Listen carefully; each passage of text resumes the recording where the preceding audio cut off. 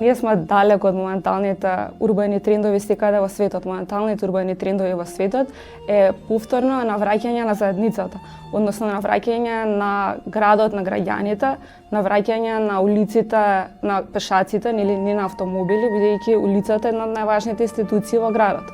А градот е една од најголемите човекови механизми кои се измислени воопшто нели во историјата на човештвото.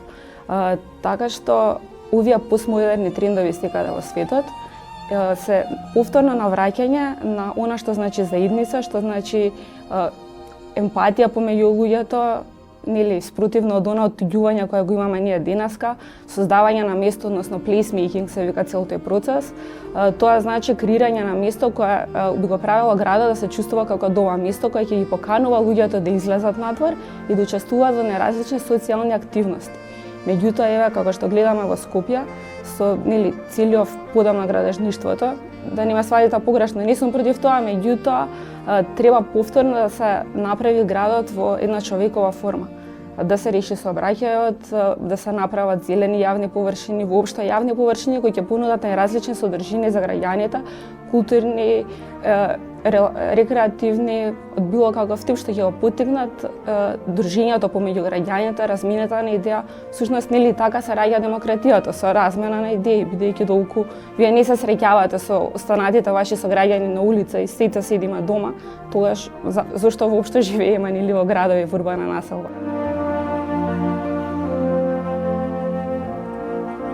Па мислам дека навистина многу се лоши.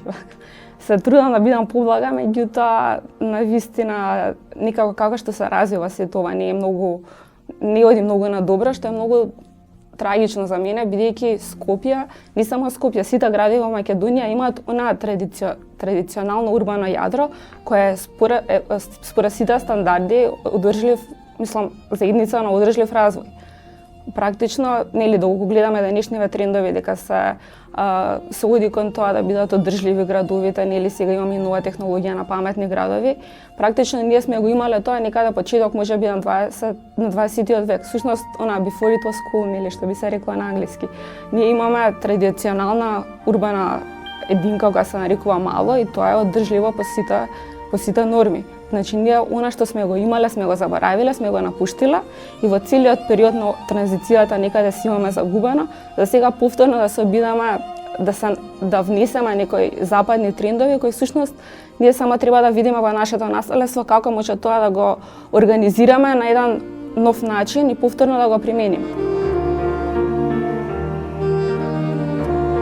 Мислам дека нема многу простор, бидејќи премногу сме затворени.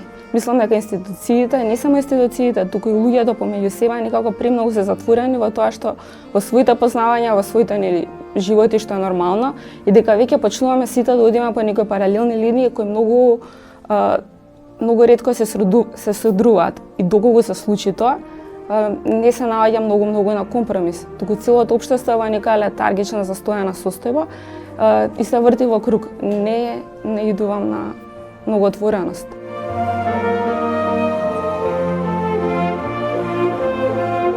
Состојбата на младите во Македонија мислам дека исто така не е многу на западно ниво, пред се затоа што не наидуваат на отвореност од општеството.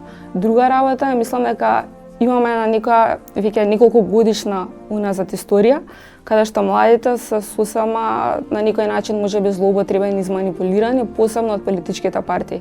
Сметам дека многу штета младите луѓе да се политички ангажирани за моменталната ситуација, бидејќи нели младината носи бунтовност и иновативност, треба да размислува со нови трендови напред, кои секако моментално ги нема кај нас. За тоа, сето тоа да се смени, потребно е институциите генерално да бидат многу потворени, меѓутоа потребно и граѓаните да ја престанат таа пасивност која моментално ја имаат и всушност да се активираат од обострано активирање, значи и од граѓаните, меѓутоа и од институциите, за да се создаде една соработка и секако да се признаат младите луѓе како водачки слој моментално во Македонија, бидејќи не гледам друг избор, нели во младите еднината.